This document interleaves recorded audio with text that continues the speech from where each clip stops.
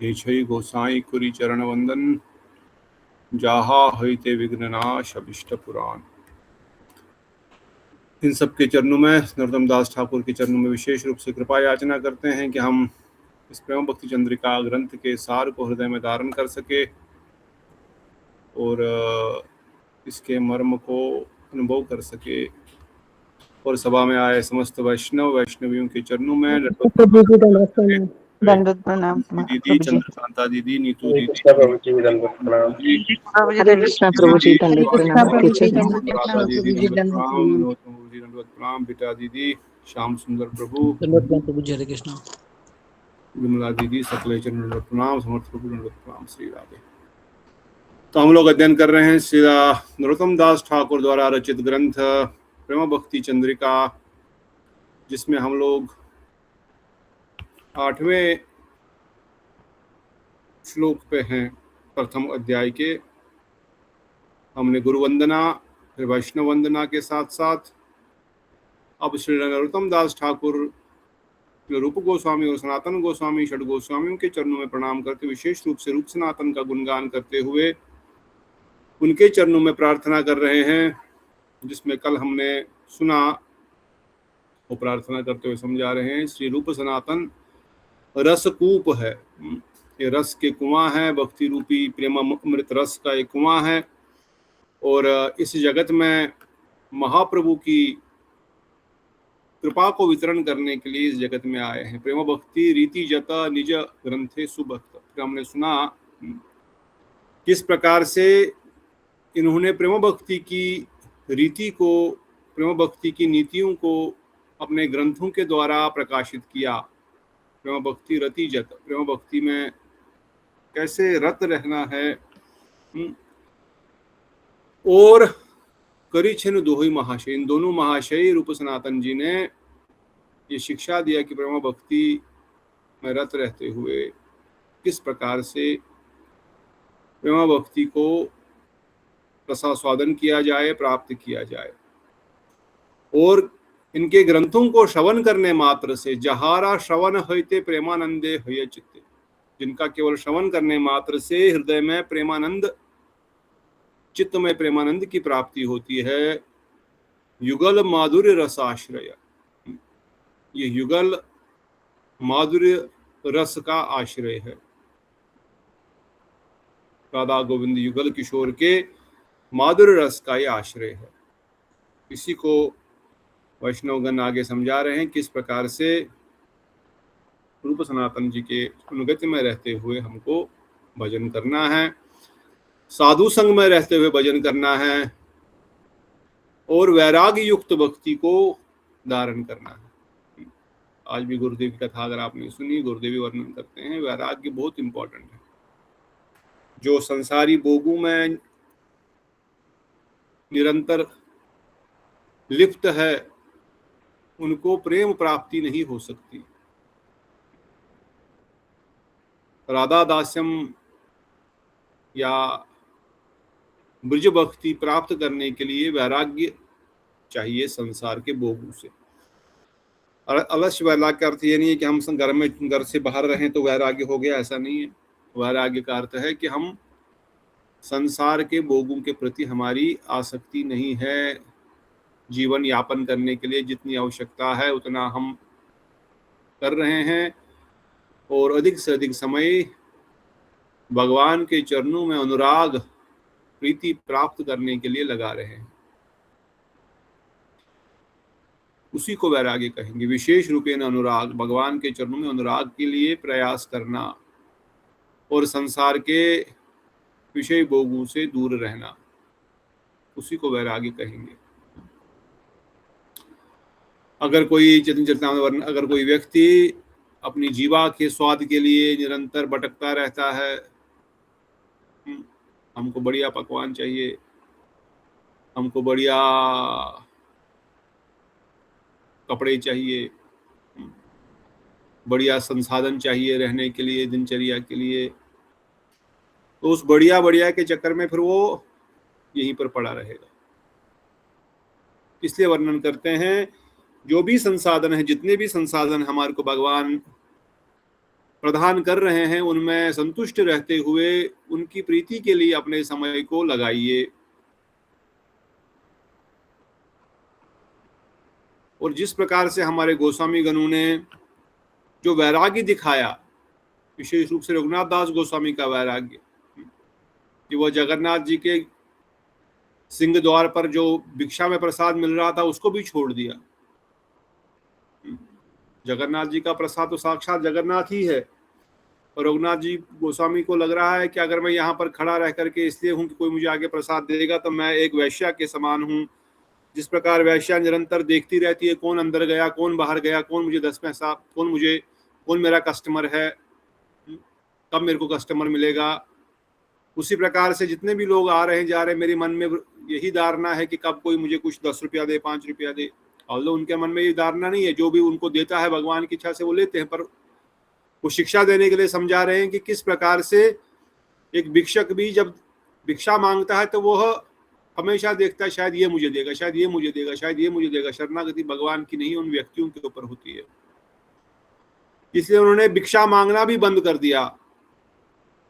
जो रघुनाथ दास गोस्वामी एक राजकुमार है जिनका वैभव राजा से भी बहुत बड़ा है, जिनके पिताजी और चाचा जी या ताऊ जी हजारों स्वर्ण मुद्राओं के मालिक है, और दोनों भाइयों का एक ही बेटा है, हिरण्य मजुमदार और गोविंद मजुमदार का, जिनको पिताजी जब जगन्नाथपुरी आए तो वहां से घर से बहुत सारा धन संपदा बेचते थे, जाओ आप साधु सेवा करो। उन्होंने मना कर दिया, मुझे नहीं चाहिए।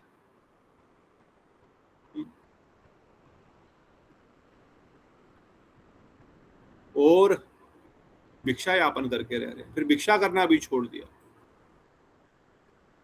जब महाप्रभु ने सुना आप क्या खा रहे हैं, बोल रहे वो तो बस जो अन्न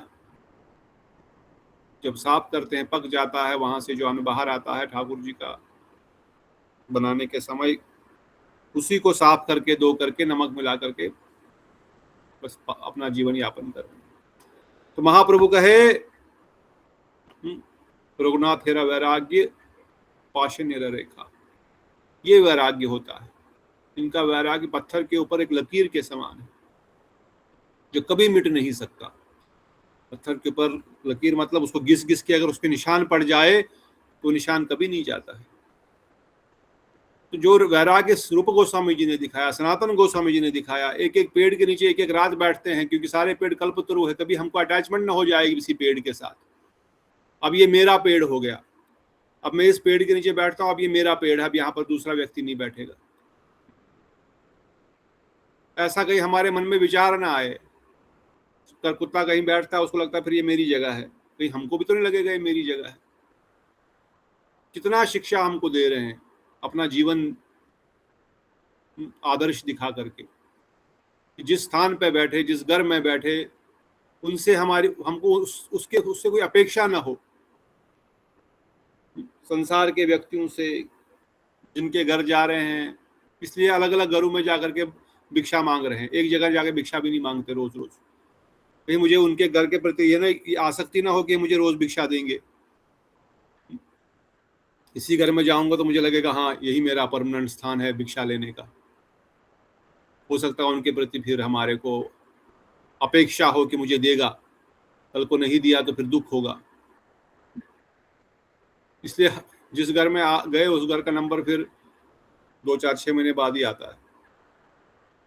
इसलिए वृंदावन में भी एक स्थान पर बैठ के भजन नहीं कर रहे, अलग अलग स्थानों पे जा रहे, कभी गोवर्धन, कभी काम्यवन, कभी नंदगांव, कभी वृंदावन, अलग अलग स्थानों पर जाके भजन कर रहे हैं। तो महाप्रभु जब सुने बोले यही सही वैराग्य है, बहुत अच्छा लग रहा है। तो महाप्रभु को वैराग्य बड़ा प्रिय था। जो भक्त साधन करते हुए वैराग्यमय जीवन जीते हैं, महाप्रभु उनको बहुत पसंद करते थे। इसलिए महाप्रभु बार बार वर्णन करते हैं, भोगी, स्त्री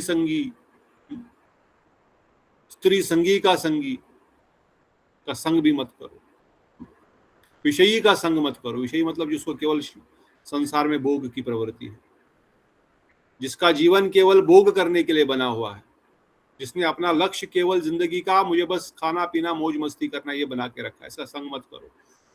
और गुरुदेव वर्णन करते हैं विषयी का संग मतलब केवल स्त्री, प्रकृति स्त्री नहीं है, ये सारा जगत प्रकृति है।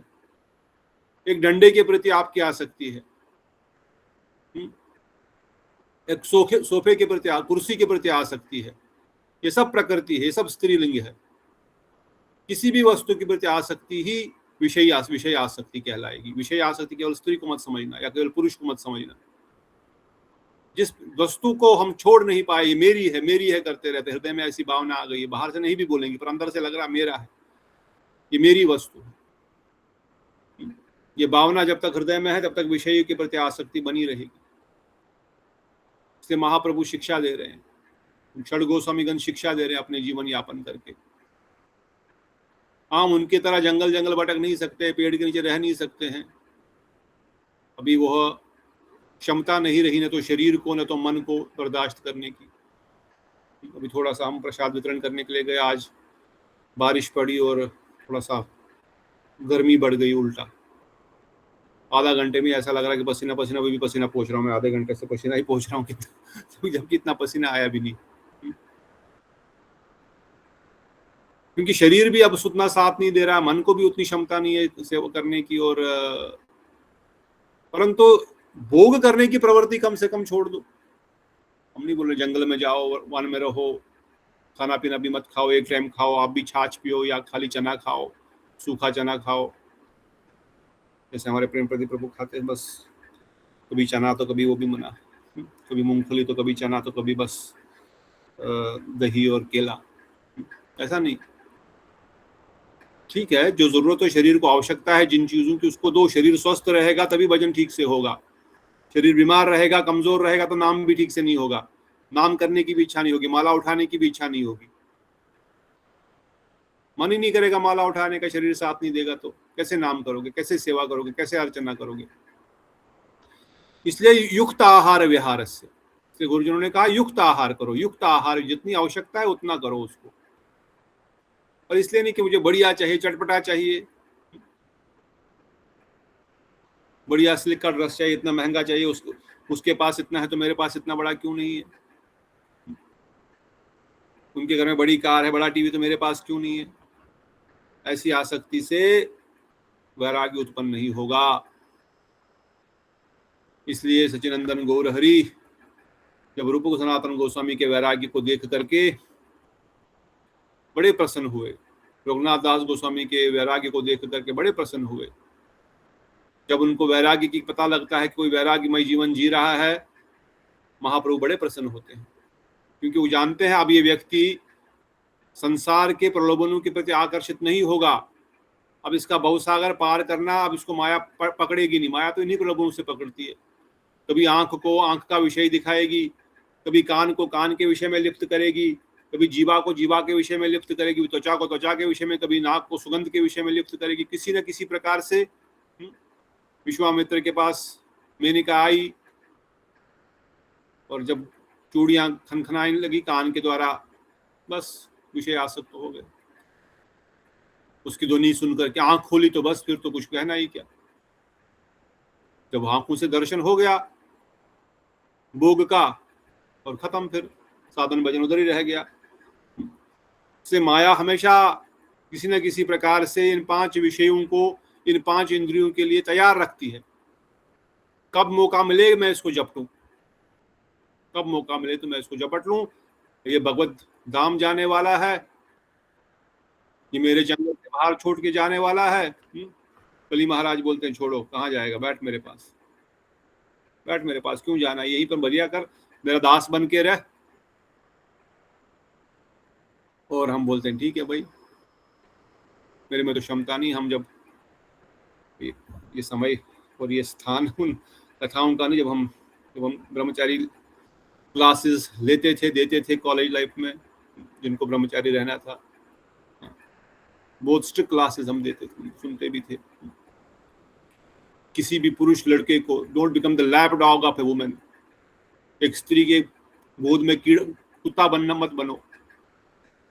इस पर कुत्ते को फेंक दिया, दूर भाग जाता है, फिर से बुलाओ आ जाओ, आ जाता है।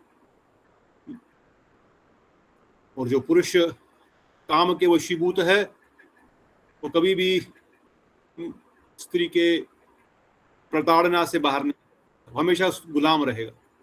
और same thing apply for women also. वो कभी भी काम के वशीभूत होकर के कभी भी वह बाहर नहीं निकल पाएगा। Will be always subservient to the lust and to women, like a dog, कुत्ता जिस प्रकार होता है। हम कुत्ता ना बने संसार के भोगों के प्रति। हम भगवान के हैं, हम शुद्ध स्वरूप है। हम सुअर नहीं है कि नाली में बैठ करके मलमूत्र का, जो नालियों से आप बदबू आ रही है, जो मल आ रहा है, जो मूत्र आ रहा है, उसका रसास्वादन कर रहे हैं और उन्हीं मलमूत्र नाल की नालियों के प्रति आकर्षित हमारा निरंतर बना हुआ है। चाहे वो नाली किसी के घर से आ रही है या किसी मनुष्य पशु के शरीर से आ रही है, पर आकर्षण तो उन्हीं के प्रति है जीव का निरंतर। इसलिए युक्त आहार विहार से, युक्त कर्म चेष्ट, गीता में भगवान कहते हैं जो जितना आवश्यक है, जितना जरूरत है, अपनी जरूरतों को, अपने संसार के विषयों की जरूरतों को कम करो। गुरुदेव कथा में आज सुबह बोल रहे, अगर किसने कथा सुनी आज सुबह गुरुदेव का जो आई थी, मैंने ग्रुप में तो नहीं शेयर की, पर दूसरे ग्रुप में तो आती है, गोड़े मठ के और बाकी जगह पर। बहुत बढ़िया खाओगे पियोगे, हट्टे कट्टे बनोगे, हाँ हट्टे कट्टे बनोगे तो फिर काम की उत्तेजना भी बहुत अधिक होगी, फिर क्रोध की उत्तेजना भी बहुत होगी। मुझे कौन कुछ बोल सकता है, मैं किसकी बात क्यों सुनूं? एकदम हट्टा कट्टा खा पी के हट्टा कट्टा हो गया, अभी लगेगा मैं क्यों किसी की बात सुनूं। और काम की उत्तेजना, स्त्री संग मिल जाए, स्त्री मिल जाए, पुरुष मिल जाए, कि शरीर बड़ा हुष्ट पुष्ट है। जितना शरीर को कम रखोगे, वीक रखोगे, rather weak in the sense कि नहीं कि वो काम ही ना कर सके, अगर ऐसा 10 किलो दूध पी लिया, घी खा लिया, मक्खन खा लिया, ये खा लिया, वो खा लिया, जितना उसको लिमिट में रखोगे उतना उसके अंदर काम वासनाएं कंट्रोल में आएंगी। भोग की प्रवृत्ति जितनी कम रखेगी उतना ऑटोमेटिक शरीर थोड़ा सा ऑटोमेटिक कमजोर हो जाए, कमजोर इन द सेंस भोगों के प्रति कमजोर हो जाएगा। नहीं तो फिर अहंकार रहेगा। गुरु कहते कई लोग, कोई शिष्य आता है गुरु के पास है, मैं जा रहा हूँ, मैं कल ही जा रहा था, गुरु जी बता बोल रहे थे ना, मैं कल ही जा रहा था पर आपका वेट कर रहा था, आप मैं सोचा आप आएंगे नहीं तो बोलेंगे मैं बिना आपके पूछे चला गया। अरे कहाँ जा रहा है? मैं वापस जा रहा हूँ अपने घर, मठ छोड़ करके। क्यों जा रहा है भाई घर वापस छोड़ कर? वहीं रहूंगा, यहाँ पर डांटते हैं, यहाँ पर काम ज्यादा है। अच्छा वहां पर क्या फ्री में बैठ के मिलेगा खाना? नौकरी करेगा किसी के साथ 10 घंटा, 12 घंटा, 15 घंटा, गधे की तरह अपने आप को रगड़ेगा, फिर जाके तुमको 10 रुपये देगा और उसमें से अपना परिवार का पालन करेगा कि खुद का खाएगा कि क्या करेगा वो भी पता नहीं पूरा। वहां पे आराम से मिलेगा सब कुछ? नहीं, फिर भी वही ठीक है, फिर भी वही ठीक है। यहाँ पे गुरुजी ने डांट लगाया या किसी सीनियर व्यक्ति ने बोला ये काम करो, वो काम करो, तो वो बर्दाश्त नहीं होगा। वहां पर माया के लातें खा करके खाते खाते उसमें मजा आएगा। पर ठीक है, मैं जाने नहीं, मुझे जाना, ठीक है जाओ, भटको संसार में बार बार। और गुरु बड़े दयालु होते हैं, बोलते नहीं बेटा मत जा, क्या चाहिए, कौन परेशान कर रहा है, नहीं सेवा करना था कोई बात नहीं, मत कर सेवा, खाली प्रसाद के टाइम आया कर, अपना प्रसाद खा के जाया कर, कम से कम ये जीवन प्रसाद पाले, अगले जीवन में फिर सेवा करेगा, कम से कम ये जीवन प्रसाद तो पाले। ये तो प्रसाद भी नहीं मिलेगा, पता नहीं कहाँ भटक जाएगा। तो गुरु जी के शब्द में गुरु को धमकाते हैं, मैं छोड़ के जा रहा हूं, मैं भजन नहीं करूंगा। अच्छा ठीक है भाई, तो क्यों नहीं भजन, क्या चाहिए तुझे भजन करने के लिए? तो क्या ये भक्ति होगी, क्या कृष्ण प्राप्ति होगी ऐसे? इसलिए गुरुजन वर्णन करते हैं, इसलिए नरोत्तम दास ठाकुर ये प्रार्थना करते हैं, वैष्णवगण वर्णन कर रहे हैं कि वैराग्य उत्पन्न व्यक्ति ही कृष्ण प्रेम में प्रवृत्त हो पाएगा। अगर संसार के प्रति आसक्ति है, संसार के भोगों के प्रति आसक्ति है, तो यहीं पर बार बार आना पड़ेगा ना। फिर तो सीधी सी बात है, जिसके प्रति हमारे को अच्छा लगता है, जिसके प्रति हमारी आसक्ति है, भगवान वही शरीर देंगे, बेटा तुमको इसमें आसक्ति तो ये शरीर लेकर के इसका भोग कर। मेरे को चाहता है तो यही ले शरीर, क्यों फिर तू जिसकी इच्छा है वही तो करने को मैं तुमको दूंगा, तू मेरा अपना है, ले कुत्ते का शरीर ले और कुत्ता बनता रहे। मांस खाना तो शेर का शरीर ले और शेर बन, जितने फिर मांस ही मांस खा 24 घंटे दिन सुबह से शाम तक, जितना जीवन जिंदगी भर मांस ही खाएगा और कुछ खाएगा ही नहीं। स्त्री संग की इच्छा है तो कबूतर बन, दिन में 21 बार विषय करेगा। बंदर बन, जो बंदरी मिलेगी उसके साथ संकर, जो बंदर मिलेगा संकर, जो मर्जी, कोई रोकने वाला नहीं, कोई टोकने वाला नहीं है। ज्यादा नींद करने की इच्छा तो जा, ऐसे ऐसे पोलर बियर है जो कि 6-6 महीने सोते हैं, तू भी सोता रह। 1 दिन 2 दिन क्या, 8 घंटे 10 घंटे क्यों सो रहा है? 6 महीने सोता रह, मजे कर, सोता ही रह, कौन रोक रहा है? फिर उठाने वाला ही कोई नहीं है, कोई बोलेगा ही नहीं उठ जा बेटा। तो मिले वैसा शरीर ले, वैसी इच्छा तो वैसा ही शरीर ले। और अगर प्रेम चाहता है, आनंद चाहता है, ठाकुर जी की सेवा चाहता है, तो फिर इन इंद्रिय भोगों से अपने आप को हटा, कम कर इनको, धीरे धीरे बाहर निकल। एकदम से नहीं होगा, दिन ब दिन, एवरी डे टेक 1 स्टेप। संसार से वैराग्य 1 स्टेप और भगवान के प्रति अनुराग का 1 स्टेप, जस्ट 1 स्टेप, बहुत ज्यादा नहीं, 1 स्टेप तो लो। तो ये करने से ही फिर युगल किशोर प्रेम लक्षण बने जिन्हें, तब जाकर के युगल किशोर की लीलाओं में प्रवेश मिलेगा, तब जाकर के राधा गोविंद की सेवा की वृत्ति आएगी, तब जाकर के फिर गोलोक वृंदावन धाम की प्राप्ति होगी, वहां की सेवा की प्राप्ति होगी। गुरुदेव वर्णन करते हैं, सन्यास तो गोपियों ने लिया, गोपियों से बढ़कर दूसरा कोई सन्यासी नहीं है जगत में। भले ही वो घर में रह रही है, शादीशुदा है, अपने घर का सारा काम भी कर रही है, और हृदय केवल उनका श्याम सुंदर के चरणों में लगा हुआ है। उनका हृदय पूर्ण रूप से सन्यासी का हृदय है, बाकी कोई भी सन्यासी नहीं है। हाँ? वे कल गए थे प्रोग्राम में, कुछ तो मिला, 10 रुपया 20 रुपया कुछ तो मिला। कौन है निष्किंचन यहाँ पर? कौन है ऐसा जिसके पास कुछ भी नहीं है? 10-20 रुपया तो जेब में रखा है ना, हाँ ये मुझे रखना है, दक्षिणा मुझे इकट्ठी करनी है, मेरा बैंक बैलेंस रहना चाहिए, कल को कुछ जरूरत पड़ गई, मठ में प्रॉब्लम हो गया, निकाल दिया, कहाँ जाऊंगा? बैंक बैलेंस तो होना चाहिए अपने लिए, मैं कहाँ जाऊंगा फिर? फिर कहाँ की निष्किंचनता, कहाँ एकांतिक भक्ति, कहाँ एकांतिक शरणागति, कहाँ रखी है? तुम्हारा सहारा तो धन है, दक्षिणा है। इसलिए एकांतिक भजन या निष्किंचन भजन, निष्किंचन बनना शब्द नहीं है, वो हृदय की वृत्ति है, वो गोपियों की वृत्ति है, और कुछ भी नहीं है, बस केवल श्याम सुंदर ही एकमात्र है। तो इस प्रकार की वृत्ति, इस प्रकार के वैराग्य केवल श्याम सुंदर ही मेरे हैं, यही सही में संन्यास है, वानप्रस्थ है, ब्रह्मचार्य है। गृहस्थ में रहते हुए भी ऐसा संभव है, ऐसा ब्रज गोपियों ने किया। और फिर आगे वर्णन करते हैं, युगल किशोर प्रेमा लक्ष्य वना जिनी हेमा, हेना दान प्रकाशिला जनारा, जय रूप सनातना देहा मोरे से दना, सेरतन मोरा गेह गेला गला हार गेला। मैं अपने गले का हार बनाऊं, कल हमने सुना, किसको गले का हार बनाऊं? प्रेमा भक्ति, प्रेमा भक्ति के हीरे मोतियों को मैं प्रेम गले का हार बनाऊंगा। और उसके लिए प्रिकंडीशन है, भोगों के प्रति हमको अपनी आसक्ति कम करना, खत्म करनी। आसक्ति तो है ही नहीं संसार में किसी भी वस्तु। आसक्ति मतलब जिसके बगैर मैं रह नहीं सकता, उसको आसक्ति बोलते हैं। व्यवहार करना है संसार में, उठना बैठना है वो अलग बात है, व्यवहार करना पड़ेगा, गृहस्थियों को सबके साथ उठना बैठना पड़ेगा, व्यवहार रखना पड़ेगा, परंतु आसक्ति किसी के साथ नहीं होनी चाहिए। आसक्ति जिसके बगैर मैं रह नहीं सकता, ये नहीं मिला तो मैं रह नहीं पाऊंगा, मेरे को रोना आता है, मेरे को जरूरत है इस चीज की, मैं पागल हो जाऊंगा, नहीं मुझे चाहिए मुझे चाहिए, वो आसक्ति होती है। आसक्ति नहीं रहे, बस व्यवहार रहे। अगर ऐसी अवस्था रही तो फिर क्या होगा?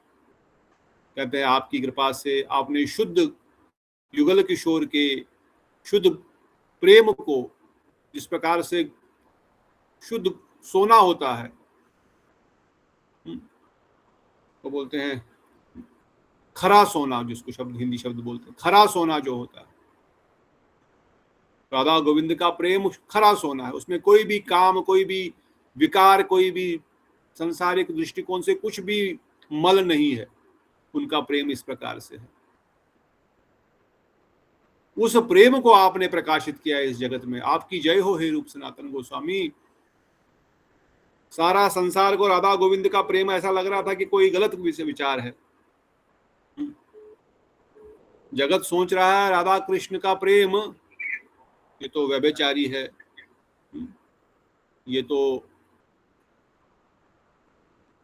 इतना निकृष्ट है, अपने पतियों को छोड़ करके ये लोग रात्रि में आकर के दूसरे व्यक्ति से मिल रहे हैं। कोई इसके बारे में बात भी नहीं करना चाहता, पर आपने उनके उस शुद्ध प्रेम को इस जगत में कैसे प्रकाशित किया कि बड़े बड़े सुखदेव गोस्वामी के विचारों को, नारद मुनि, वेदव्यास मुनि, उद्धव जी, जो उनके चरणों की धूली, जो उनके चरणों का पत्थर बन के ब्रह्मा जी कहते हैं, वो गोपियां अपने पैर मेरे ऊपर घिसे तो मेरा कल्याण हो जाए। उद्धव जी कहते मैं कुछ गुलमलता बन जाऊं तो उनकी चरण धूली जब वो चलेंगी तो मेरे ऊपर पड़ेगी तो मेरा कुछ कल्याण हो जाए। जिन ब्रज गोपियों को, जिन राधा रानी को इवन मंदिर से, राधा गोविंद के मंदिर से निकालने के लिए प्रेरित हो गए थे दूसरे संप्रदाय वाले, उनके शुद्ध प्रेम को आपने और हमारी गुरु परंपरा ने कैसे रक्षण किया, उसको जगत में कैसे प्रकाशित किया। इसलिए आपकी जय हो। आपने शुद्ध भक्ति के शुद्ध प्रेम को, भगवान के शुद्ध विचार को, युगल किशोर के राधा माधव प्रीति जो सर्वोत्तम है, जो सर्वोत्तम वस्तु है, जो सब लोग भूल गए थे, उस जगत में फिर से दिया। इसलिए आपकी जय हो। आप इन प्रेमा भक्ति के हीरे जवाहरातों को मुझे प्रदान करेंगे। आपने मुझे दिए, इनको मैं अपने गले का हार बना करके रहूंगा। इसके वर्णन करते हैं, जय रूप सनातन देह मोरा प्रेम दन, सेरतन मोरा गला हार। हे श्री रूप सनातन गोस्वामी, हे परम दयालु रूप सनातन गोस्वामी, मुझे इस प्रेम रूपी धन का प्रदान कीजिए। वैष्णव वर्णन करते हैं, जब हम महाभागवत गुरु वर्गों के चरणों में जाते हैं, रूप गोस्वामी सनातन गोस्वामी जी के चरणों में जाते हैं, हमारे गुरु वर्ग है, हमारे गुरुदेव है, गुरुदेव के गुरुदेव सब गुरु वर्ग कहलाते हैं, हमारे गुरु परंपरा, हमारे गुरु वर्ग। जब इनके चरणों में हम जाते हैं तो ब्रज रस की, भक्ति रस की जो इच्छा है वो स्वाभाविक रूप से बढ़ जाती है, क्योंकि यही जगत में देने आए। जिसके पास जो वस्तु है उसके पास जाओगे तो ऑटोमेटिकली वो वस्तु आपको मिल जाएगी। कोई व्यक्ति खिचड़ी बांट रहा है, आप उसके पास जाओगे तो ऑटोमेटिक खिचड़ी की खुशबू, सब कुछ तो आसपास वही तो आएगी। कोई मिठाई बांट रहा था, उसके पास जाओगे तो मिठाइयों का ही सब खुशबू और मिठाइयों का ही स्वाद आएगा और वही मिलेगा। तो हमारे गुरुवर्ग जिस चीज को जगत में प्रदान कर रहे हैं, प्रेम रस को प्रदान कर रहे हैं, भक्ति रस को प्रदान कर रहे हैं, वृंदावन के रस को प्रदान कर रहे हैं, उनके पास जाने से ऑटोमेटिकली वही रस प्राप्त होगा।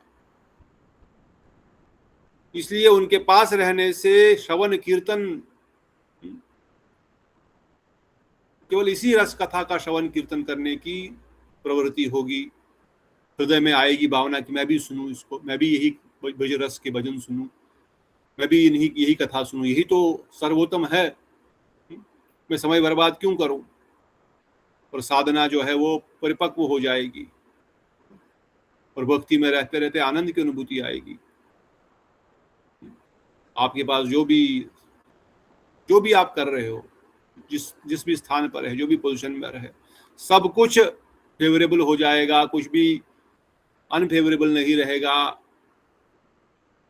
अगर अकेला होगा तो नाम संकीर्तन भी ठीक से नहीं होता है। अगर संग में रहेंगे, संगे शक्ति कलयुगे, ऑटोमेटिकली ही जब चार भक्त मिलकर के कीर्तन करते हैं, अकेले तो हम कीर्तन कर भी नहीं सकते ठीक से, थोड़ी देर में रख देंगे, बस हो गया, रख दो, बस कर लिया, 10 मिनट कर लिया, बहुत है। पर भक्तों के संग में कीर्तन करने बैठेंगे तो कीर्तन ही नहीं चलेगा, कीर्तन के साथ नृत्य, ऑटोमेटिक नृत्य करने का मन करेगा, ऑटोमेटिक डांस करने का मन करेगा। हमने कुछ अलग नहीं किया, वो चार लोग अपने अपने चार स्थानों पर कर रहे हैं तो 10 मिनट में कीर्तन ही बंद कर रहे हैं, और ये चार लोग मिलकर के कीर्तन करने बैठ गए तो वहां पर ऐसा सुर ताल आनंद आ गया कीर्तन के क्योंकि सम्यक रूप यानी कीर्तन संकीर्तन होने लग गया, भगवान खुद वहां पर विराजमान हो गए, ऑटोमेटिकली सबका हृदय आनंदित हो रहा, सबको नाचने का मन कर रहा है।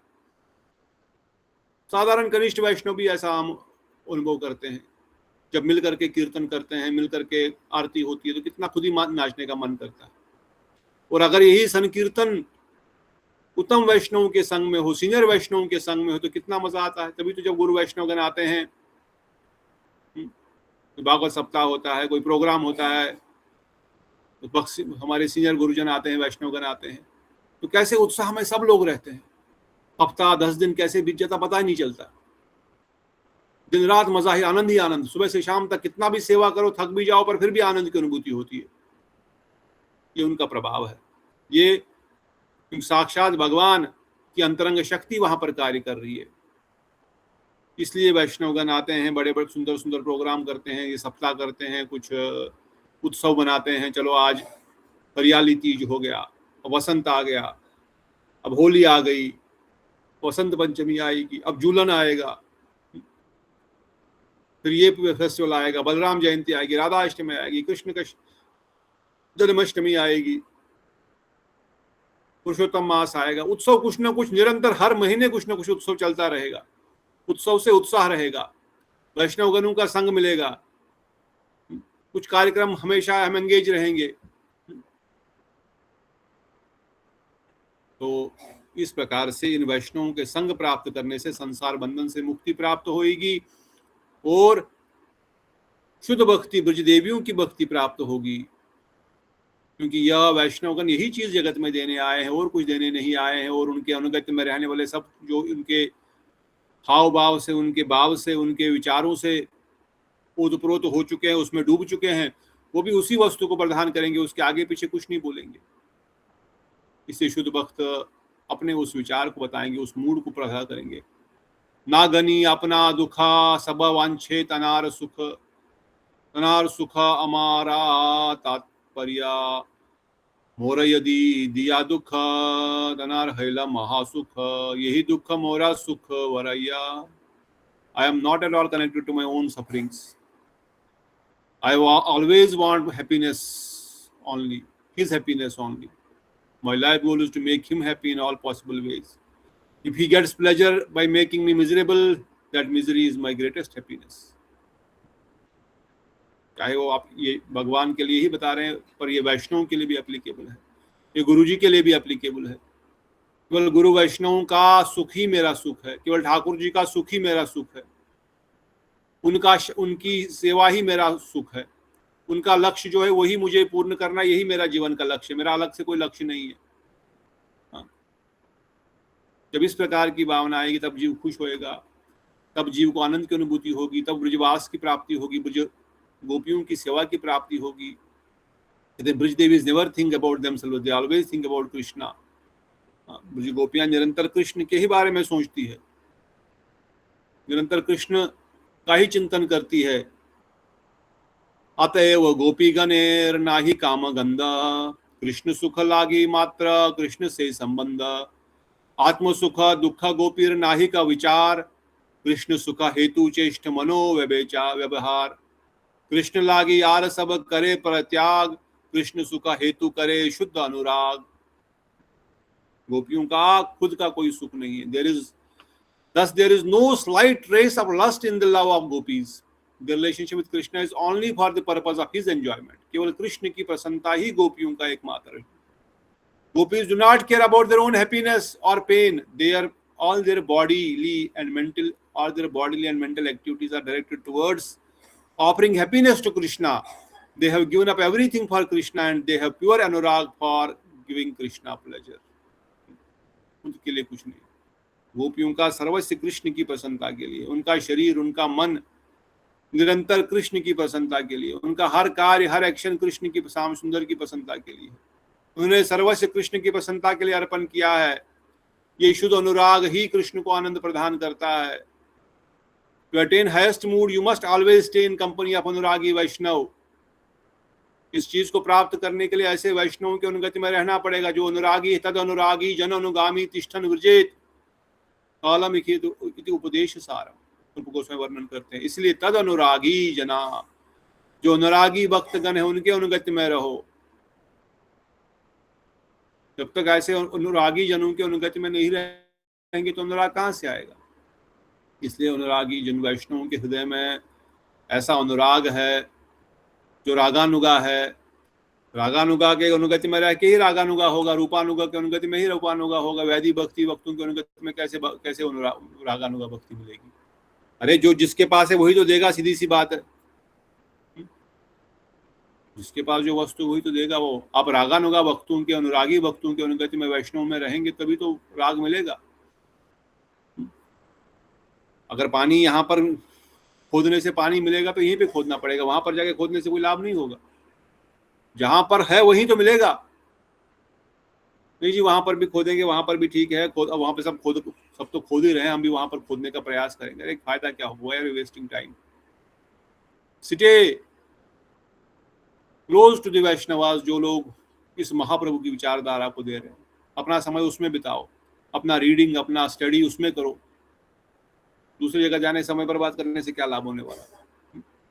इसलिए श्री कृष्ण श्रीमद् भागवतम में ब्रह्मा जी भगवान से प्रार्थना करते हैं, तदस्तु में नाथा सह बर बुरी बागो भवे तरावन्यत्र या त्वा वा त्रयश्चम ये नाम एकोपि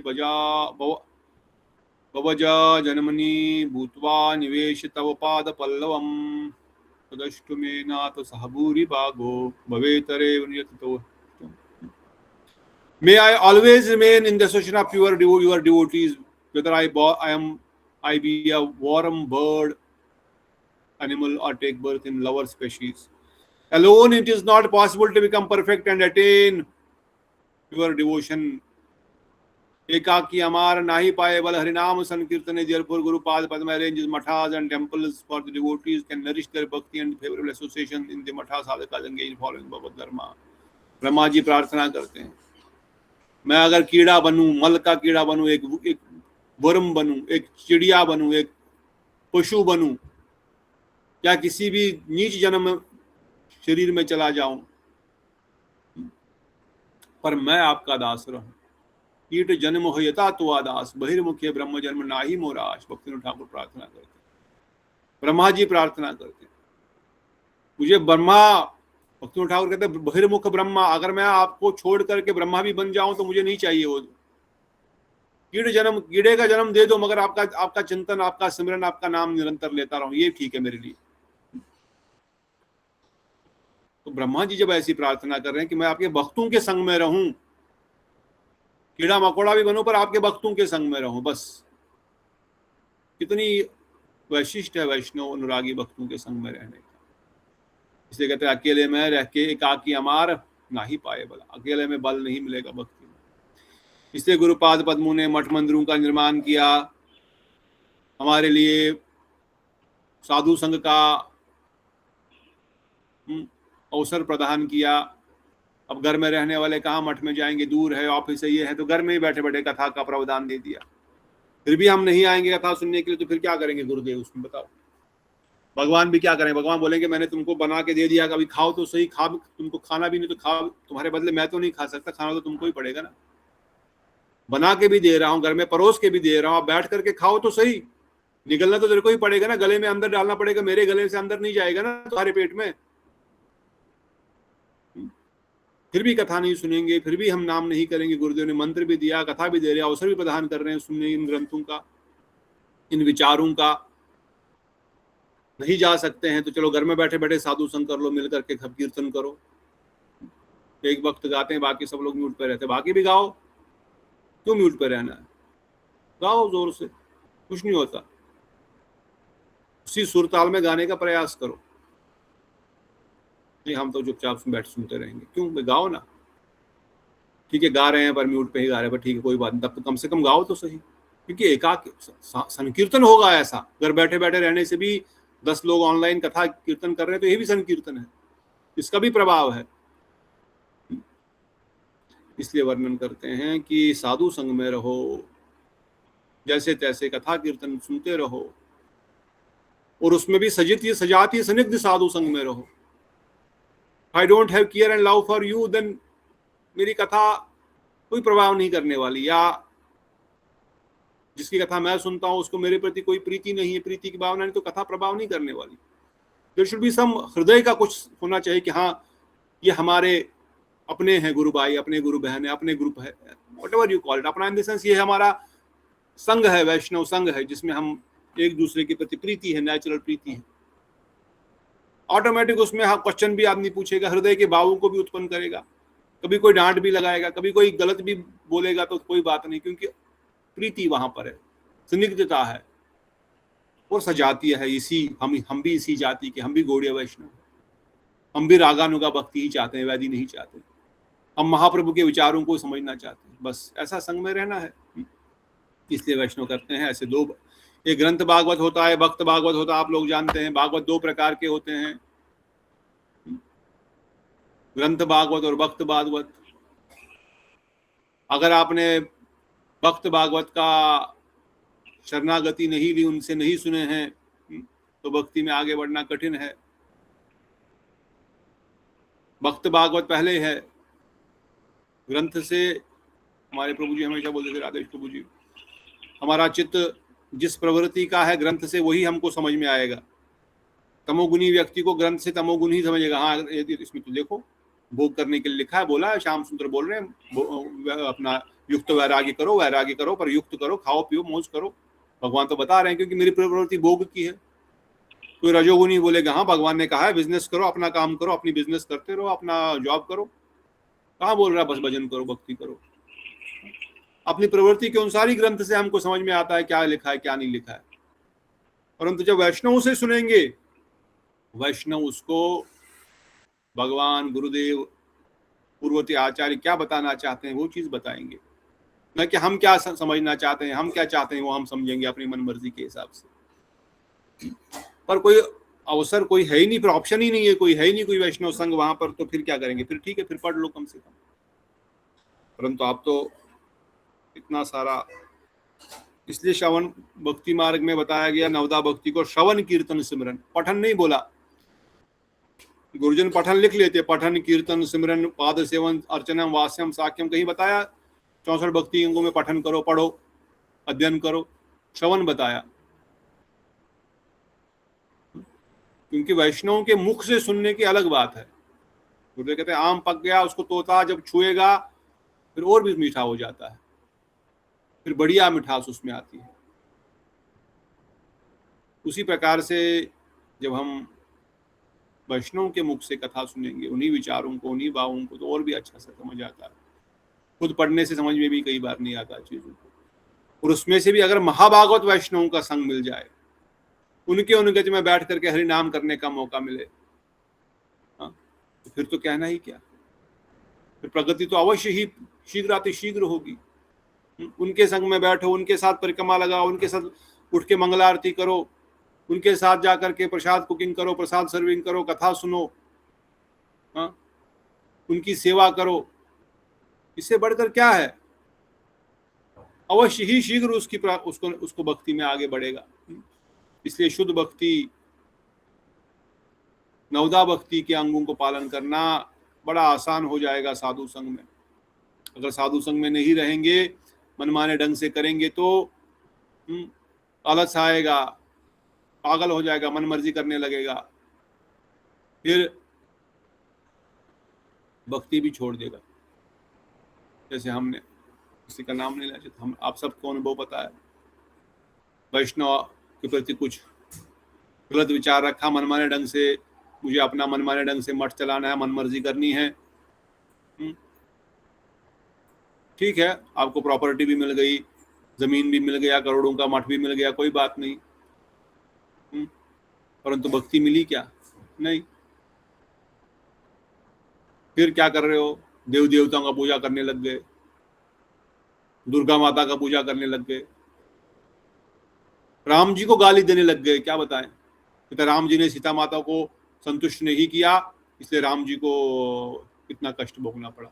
ऐसी ऐसी प्रवृत्ति की बातें हम सुनते हैं। लोग क्या हालत हो जाती है भक्ति में। ब्रह्मचारी की, इतना सालों ब्रह्मचारी रहा, बाद में विवाह भी किया, कोई बात नहीं, विवाह कर लिया तो भी कोई बात नहीं, हम नहीं मानते विवाह करने से कोई उसका फॉल डाउन हो गया। ठीक है, विवाह कर लिया ठीक था, पर भक्ति के विचारधाराओं को तहस नहस कर दिया। हाँ? मठ का नाम भी गुरुदेव नाम हटा, अपना नाम डाल दिया मठ के ऊपर। क्या बताएं, क्या क्या चीजें देखते हैं संसार में। तो यही समझ आ रहा है, अगर साधु संग में नहीं है, अगर अनुगत्य में नहीं है, तो माया ऐसे ही घेर लेती है। माया को तो सुई की नोक जैसी जगह चाहिए अंदर घुसने के लिए, बस उतना ही चाहिए उसको, इतना काफी है मुझे इस जीव को खींचने के लिए। कहीं ना कहीं से वो खींच ही लेगा। फिर संसारियों के पीछे भागेंगे, धन संपदा के पीछे भागेंगे, संसारियों के आगे पीछे तलवे चाटेंगे, बस हो गया, भजन रह गया। लगा था भजन करने आ गया था, भले ही फिर मंदिर में रह रहा है या वन में रह रहा है, फिर न तो हरिनाम होगा, न तो सेवा होगी, न तो कोई भजन होगा। हरिनाम साइड में रहेगा, लोगों के पीछे भागो और पैसा कमाओ और अपना धन संपदा खड़ा करो, और यही लक्ष्य बन गया, बस धन संपदा वही भोग। और अगर साधु संग में रहेगा तो अवश्य ही भक्ति में प्रगति होगी, क्योंकि साधु हमेशा चेक करेंगे ये क्या कर रहा है, क्योंकि भगवान उनके हृदय में है। भगवान साधु, भक्ति भगवान साधु के हृदय में है। साधु अगर नहीं भी, हमने कई बार गुरुदेव वैष्णव के साथ रहते हुए देखा कि गुरुदेव, ऐसा लगता है कि गुरुदेव आकर के वो समझा रहे हैं, और सपने में भी आ रहे हैं और इंस्ट्रक्शन भी दे रहे हैं। ऑल्दो कई बार ऐसा लगता है कि, मतलब ऐसा होता है कि गुरुदेव को खुद पता नहीं कि मैंने उसको जाकर के ये शिक्षा दी, या उस वैष्णव को नहीं पता है, राधर पता है तो सब कुछ है, पर मुक्तता क्या नहीं पता, हमको नहीं पता। कई सारे ऐसे वैष्णव की कथाएं कि वो आकर के समझा दिए, बाद में बोले आप ऐसा किए थे, बोले अच्छा। मतलब स्वप्न में आकर के भी ऑटोमेटिकली अचिंत्य शक्ति वो कार्य करना शुरू कर देती है। वो कॉशियसली गुरुदेव जाकर के उनको समझा नहीं रहे, या वैष्णव जाकर के उनको शिक्षा नहीं दे रहे, ऑटोमेटिक वो शिक्षा कृष्ण की शक्ति से वो उनके स्वप्न में आकर के या उनको दर्शन दे करके या उनके पास किसी व्यक्ति को भेज करके शिक्षा दे रहे हैं। पर किसको दे रहे हैं? जो अनुगत्य में है, जो शरणागत है, जो वैष्णव के अनुगति में साधन भजन कर रहा है, उसको ही होगा ये। जो मनमाने ढंग से कर रहा है उसको नहीं होगा। इसलिए वैष्णव वर्णन कर रहे हैं कि बिना अपराध के नाम करो, ये रूपे लैले नाम प्रेम उपजय, तार लक्षण श्लोक सुनी सर्व स्वरूप रामा राम राय, तृणादपि सुनिश्चयन तारो अपि सहिष्णुना, तरोपि सहिष्णुना, अमानिना मानदेन कीर्तनीय सदा हरि, उत्तम हेना अपनी के मना तृणादम, दुई प्रकारे सहिष्णुता करे वक्र सम, वक्र ये न वृक्ष ये न काटिला किछु ना बोलिया, सुखी ना मिलिया करे पानी ना मांगिया, यही यही मागे तार देह अपना धन, ग्राम्य वृष्टि सबे सहे अनर अनरा करे रक्षण, उत्तम है ना वैष्णव हवे निर्भय अभिमान निरभिमान, जीव समाने दिवे जानी कृष्ण अधिष्ठान। Chaitanya Mahaprabhu said, "O Sarup Damodar Goswami and Rai Ramanand, hear from me the symptom of how you should chant holy name to be very easily awaken your inherent love of Krishna." महाप्रभु स्वरूप दामोदर राय रमन प्रभु से बता रहे हैं, अगर आपको शुद्ध नाम कृष्ण प्रेम प्राप्त करना है, शुद्ध नाम करना है, शुद्ध नाम कैसे करना है, जिसके द्वारा कृष्ण प्रेम की प्राप्ति होगी, उसके लिए क्या करना पड़ेगा? महाप्रभु खुद शिक्षा दे रहे हैं स्वरूप दामोदर राय रामानंद को।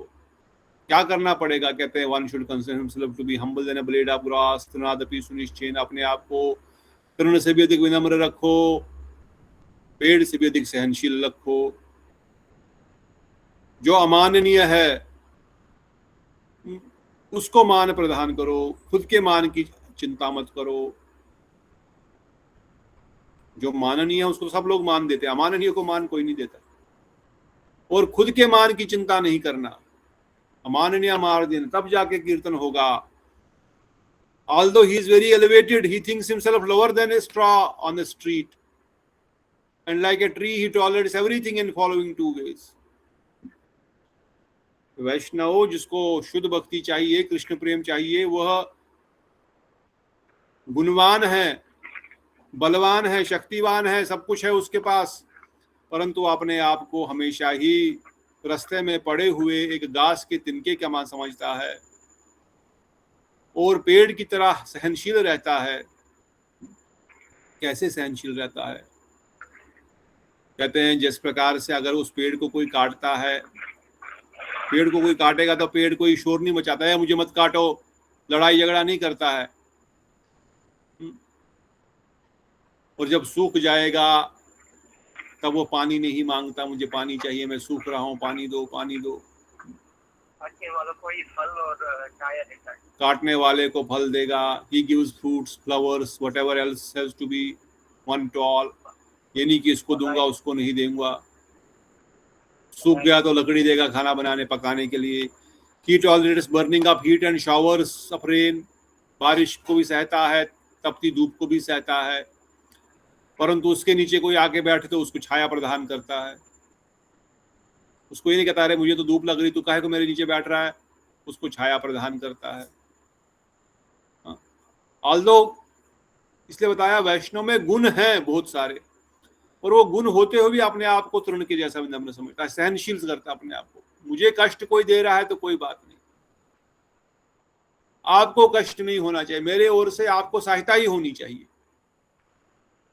इस भाव को हृदय में धारण करते हुए इस अवस्था में पहुंचने के बाद सही में शुद्ध नाम होगा, प्रेम भक्ति जागृत होगी। Although Vaishnava is topmost person, he is devoid of false pride and gives honor to everyone। सबको सम्मान करता है क्योंकि जानता है सबके अंदर भगवान विराजमान है, चाहे वो दुष्ट भी व्यक्ति क्यों ना है, खराब व्यक्ति क्यों ना है, आतंकवादी ही क्यों ना है, पर इसके अंदर भी तो भगवान ही है। इस विचार से उसको देखता है। If you chant Krishna holy name, he will certainly awaken your inherent love। इस प्रकार से अगर आप भगवत नाम करोगे तब कृष्ण प्रेम जागृत होगा। Although वैष्णवगण वर्णन करते हैं श्री सच्चिदानंद गौर हरि ने ये शिक्षा गंभीरा में दी, अंतिम अवस्था में, अंतिम इंस्ट्रक्शंस में महाप्रभु की है ये इंस्ट्रक्शंस, मतलब बहुत ऊंची अवस्था की इंस्ट्रक्शन है ये। परंतु इस अवस्था पहुंचने से अगर कोई व्यक्ति भजन करेगा तो शीघ्र ही कृष्ण प्रेम जागृत होगा, इसमें कोई दो राय नहीं है, इसमें कोई दो राय नहीं। परंतु ये अवस्था साधक के पहले के स्टेज की अवस्था नहीं है, फाइनल स्टेज की अवस्था है। तो अब देख लीजिए कितना हमारे अंदर ये भावनाएं आई है और कितना हम इसको जीवन में धारण कर पा रहे हैं। इससे बता गए साधकों के जीवन में जो नाम करते हैं, जो भजन करते हैं, उनके अंदर में नेचुरली ह्यूमिलिटी आएगी। संसार के भोगों के प्रति ऑटोमेटिकली उनको डिटैचमेंट, विरक्ति आएगी। सभी जीवों के प्रति हृदय में दया भावना उत्पन्न होगी, किसी के प्रति द्वेष नहीं होगा, हृदय शुद्ध रहेगा, अहंकार नहीं रहेगा, सबको सम्मान प्रदान करेंगे, उनके अधिकार के अनुसार कनिष्ठ मध्यम वैष्णव को सम्मान सबको देंगे हृदय से। तो जिस मात्रा में भक्ति आई है उस मात्रा में ये चीजें होंगी। जितना हमारे हृदय में भक्ति आई उतनी विनम्रता ऑटोमेटिक होगी, कोई बाहर से बोलने की जरूरत नहीं अलग से। उस मात्रा में ऑटोमेटिकली संसार के भोगों के प्रति विरक्ति होगी, उसी मात्रा में सभी जीवों के प्रति दया की भावना आएगी, ईर्ष्या दूर होगी। 10% भक्ति आई तो 10% ये चीजें भी होंगी, 20% भक्ति आई तो 20% होगी, 1% भक्ति तो 1% होगा। अब हमारे को चेक करना अपने अंदर, मेरे अंदर कितनी विनम्रता है। कोई मुझे कष्ट देते हैं तो मैं क्या वापस लड़ाई झगड़ा करना शुरू करता हूं उसके साथ, या मैं सहनशील हूं? मैं संसार के भोगों के पीछे कितना भाग रहा हूं पीछे, या जो मुझे जैसे मिल रहा है ठीक है जीवन यापन करने के लिए जी रहा हूं, या मैं परेशान हूं, आसक्त हूं और भाग रहा हूं उनके पीछे। दूसरा जीव कष्ट में देखते हो मुझे कितना कष्ट हो रहा है अपने हृदय में, क्या मैं बोलता हूँ ठीक है मुझे क्या जा रहा है, मर रहा है मरने दो, चींटी ही क्यों ना हो, कोई कीड़ा ही मकोड़ा क्यों ना, कोई कुत्ता ही बिल्ली ही क्यों ना हो जो बाहर पड़ के कष्ट में भोग रहा है, मेरे को देख कर, चलो अब कोई कहीं भोग रहा, मैं क्या कर सकता हूँ नहीं पता मुझे, पर मेरी आंखों के सामने किसी के साथ इस प्रकार हो रहा तो मैं तब कैसे देख रहा हूँ? क्या हृदय में कोई भावना आ रही कि क्या मैं कुछ, मैं कर नहीं पाऊंगा कुछ कई केसेस में, परंतु पर हृदय में क्या ऐसी भावना आ रही कि मुझे कुछ करना चाहिए, इसके प्रति कुछ दया आती है क्या? ईर्ष्या कितनी कम हुई है, हृदय शुद्ध कितना हुआ है अहंकार के द्वारा कि मैं शरीर हूं, मैं सुंदर हूं, मैं धनवान हूं, मैं बलवान हूं, मैं बुद्धिमान हूं, मैं इतना ज्ञानवान हूं, मैं इतना ग्रंथ पढ़ता हूं, मैं इतना नाम करता हूं, मैं इतना मंगल आरती करता हूं, ये सेवा करता हूं, ये वहां प्रसाद करता हूं, यहाँ ये करता हूं, इतना सेवा देता हूं, इतना डोनेशन देता हूं। क्या कितना अहंकार है और कितना नहीं है? या हमको लगता है कि मैं कुछ भी नहीं कर रहा हूं, मैं तो बेकार हूं, ठाकुर जी कुछ कृपा करो। दूसरों का कितना सम्मान कर पाता हूं, अपने सम्मान की कितनी आशा है और दूसरों को सम्मान कितना कर पाता हूं। खुद ही हम चेक करें अपने अंदर, जान करके पता लगेगा कितनी वैष्णवता आई है, और अगर नहीं आई है तो क्या करें? फिर ऐसे वैष्णव की अनुगति में रहो जो इस प्रकार से है। नाम का आश्रय ग्रहण कर लो, इसको कल्टीवेट करो प्रैक्टिकली। नेचुरली नहीं है पर कल्टीवेट करो फॉर्मली, कम से कम बाहर से धीरे धीरे बोलते बोलते बोलते बोलते वैष्णव कृपा करो, वैष्णव ठाकुर प्रणाम, सभी वैष्णव को सम्मान, सभी को झुक करके प्रणाम। नहीं हमको अंदर से भावना आ रही प्रणाम करने की, मगर नियम के लिए ही कर लो। नियम पालन करते करते एक दिन हृदय झुकेगा। नहीं जीव दया आ रही है किसी के प्रति, पर सेवा करने की प्रवृत्ति हृदय में धारण करो। सेवा करते करते जीव दया आएगी। और साथ में नाम करो, प्रार्थना करो। अगर वैष्णव संग मिले तो सबसे बेस्ट है, उनके संग में रहो। इसलिए शुद्ध वैष्णव हमेशा सहनशील होते हैं। कोई उनको इंसल्ट करता है, टॉर्चर करता है, डिस्टर्ब करता है, वो डिस्टर्ब नहीं होते। साधारण व्यक्ति हरिनाम छोड़ देगा, कुछ प्रॉब्लम आ गया, डिस्टर्ब हो जाएगा, असंग के कारण कुसंग में फंस सकता है, दूसरे के बारे में गलत बोल सकता है। परंतु वैष्णव जिनका हृदय निर्मल हो गया है, वो केवल भगवत प्रसन्नता के लिए और जीव के कल्याण के लिए कार्य करते हैं, और निरंतर नाम सेवा में सबको लगाएगा। नाम करो, महाप्रभु ने कहा नाम संकीर्तन सर्वश्रेष्ठ है। नवदा भक्ति, 64 भक्ति के अंगों में नवदा भक्ति, नवदा भक्ति में पंचंगा भक्ति, पांचंगा भक्ति में नाम संकीर्तन। बस नाम कीर्तन करो मिल करके सब लोग। कोई कहेगा मैं नाम कीर्तन भी नहीं कर सकता, I will practice Simran. He thinks and closes his eyes and remembers God, but after 2 minutes he falls asleep. बोलेंगे हम रागानुगा भक्ति का तो सिमरन अंग है इम्पोर्टेंट, नाम संकीर्तन तो वैदिक भक्ति का अंग है, पर इसमें चलो सिमरन कर लेता हूँ। कोई बोल सकता है ऐसा? 2 मिनट आंख बंद करेगा तो नींद ही पड़ जाएगी। कहाँ से फिर सिमरन हुआ? या कुछ आंख बंद कर किया तो जो जीवन में जितना किया है, भोग किए हैं, लड़ाई झगड़े किए हैं, दुख सुख भोगे, उन्हीं का चिंतन होने लगेगा। परंतु नाम कीर्तन जब करेगा तो नाम सुनेगा, उस मुंह से बोलेगा, कानों से सुनेगा, ऑटोमेटिकली सिमरन हो जाएगा। कीर्तन प्रभाव है, ऑटोमेटिक सिमरन होगा, अलग से सिमरन करने की आवश्यकता नहीं है। इसलिए महाप्रभु ने नाम संकीर्तन बताया। नाम कीर्तन करो जोर जोर से, निरंतर नाम करते रहो, तेज तेज नाम करते रहो, ताकि कुछ और सोचने को, सुनने को, कानों को, मन को मौका ही ना मिले। इसलिए प्रभु वैष्णव प्रभु जी वर्णन करते हैं, declare war on maya, saying I if you try to disturb me I will disturb you also, I will not accept them. Hare Krishna Krishna Krishna Hare Hare, Hare Rama Rama Rama Hare. कुछ डिस्टर्ब होगा, फिर से जोर से हरे कृष्ण कृष्ण कृष्ण हरे हरे, हरे राम राम राम हरे हरे।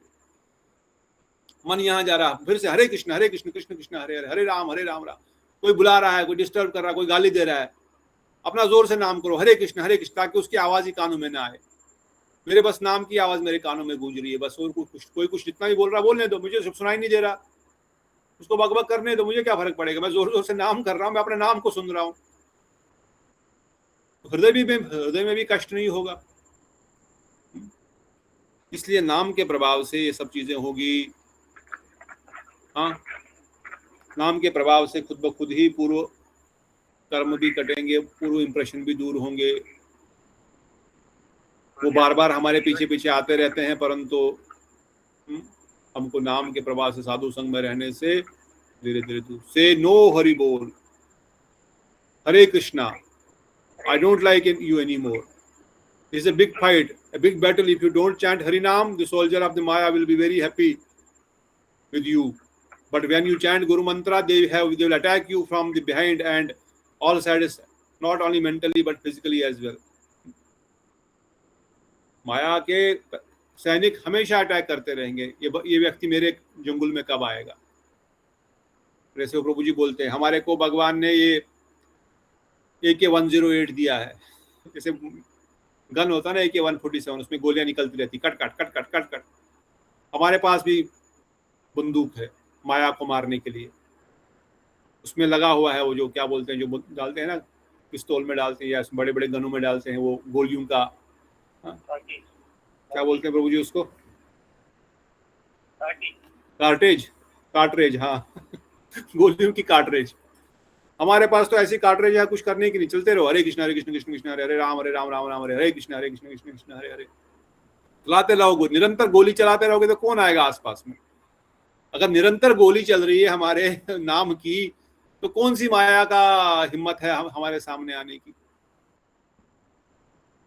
ये तो बम, ये तो एटम बम है, गन क्या, गोली क्या चीज है। तो हमको दिया गुरुदेव ने इतना बड़ा हथियार, माला और बीड़ बैग, चलाते रहो इसको निरंतर, हरे कृष्ण कृष्ण कृष्ण हरे राम राम राम हरे। कौन रोक सकता है। कोई पैसा नहीं लगेगा, कोई देला नहीं लगेगा और कोई माया कुछ नहीं कर सकती। निरंतर गोली चलती रहे, टक टक टक टक टक, हरे कृष्ण कृष्ण कृष्ण हरे राम राम राम हरे कृष्ण कृष्ण कृष्ण हरे। हाँ, कितना सरल है। इसलिए वैष्णवगण उदाहरण दे रहे हरिदास ठाकुर का, कि हरिदास ठाकुर का कथा हमने जितने भागवत में भी सुना कि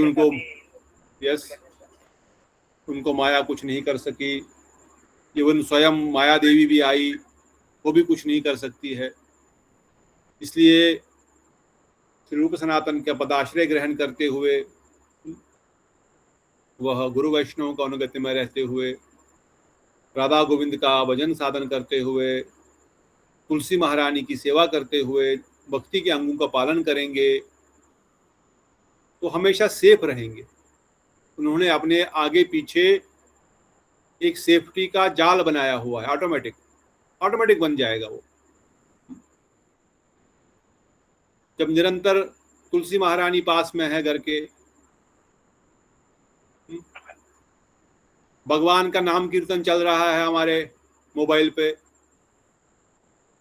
कथा चलती रहे 24 घंटे मोबाइल पे चल रही है, कुछ कथा कभी कीर्तन चल रहा है, कभी नाम चल रहा है, तुलसी महारानी सामने है, माला हमारे हाथ में है, माला नहीं है तो किताब उठा के हम सुन रहे हैं, कुछ पढ़ रहे हैं। तो कैसे, हम तो ऑलरेडी बीच में है ना, चारों ओर से हमारा रक्षण हो रहा है, कथा के द्वारा, नाम के द्वारा, तुलसी महारानी के द्वारा, ठाकुर जी विराजमान है घर में उनके द्वारा, और खुद नाम कर रहे हैं उनके द्वारा, गुरु जी का प्रार्थना किया उनके द्वारा। तो फिर कैसे माया कुछ करेगी। परंतु इसके लिए करना पड़ेगा। तुलसी महारानी को सोच, जल थोड़ा सा दे दो, थोड़ा अगरबत्ती दिखा दो, प्रणाम करो, छुओ उनके जड़ में, तुम्हारा पाद पद्म तले देवा ऋषि को तू हले, सर्व तीर्थ हले है, तुम्हारे चरणों में सारे तीर्थ विराजमान है। तुलसी महारानी के मिट्टी को स्पर्श करने मात्र से समस्त तीर्थों में जाने का फल मिल गया, केवल स्पर्श करने मात्र से। परिक्रमा करने से यानी का नीचे पापानी ब्रह्म हत्यादि का नीचे, ब्रह्म हत्या जैसे पाप भी समाप्त हो गए, और क्या चाहिए। तानी तानी प्रश्न प्रदक्षिणा पदे पदे वृंदाय तुलसीदेव प्रियाय केशव से कृष्ण भक्ति प्रदेवी सत्यवत्य नमो नमः। कृष्ण भक्ति प्रदेवी, आप कृष्ण भक्ति प्रदान करती है, आपको प्रणाम करने से कृष्ण भक्ति मिलती है, प्रणाम करो।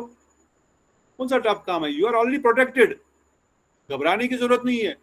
परंतु जो प्रोटेक्शन के हमारे पास साधन, जैसे हम युद्ध में गए हैं, उनको जो हेलमेट दी गई है, जो ऊपर से बुलेट प्रूफ जैकेट दिया गया है, अपने को बचाने के लिए हाथ में वो सेफ्टी के लिए दिया गया है, माला दी गई है, उसको हमको यूज करना पड़ेगा ना। हमारे हथियारों को हम उनको साइड में कहीं रख देंगे और जाएंगे, चलो युद्ध में बॉर्डर पे, तो हम तो गोली खा के मर ही जाएंगे ना। अरे अपने सारे जो हथियार है उनको यूज करो और वैष्णव से प्रार्थना करो। जब आपको लगेगा कमजोर हो रहे हैं, कॉल करो सेंटर को, send more army, I need more support, मैं अकेला हूं, मुझे यहाँ पर सहायता चाहिए। वहां से आशीर्वाद मिलेगा और बल मिलेगा।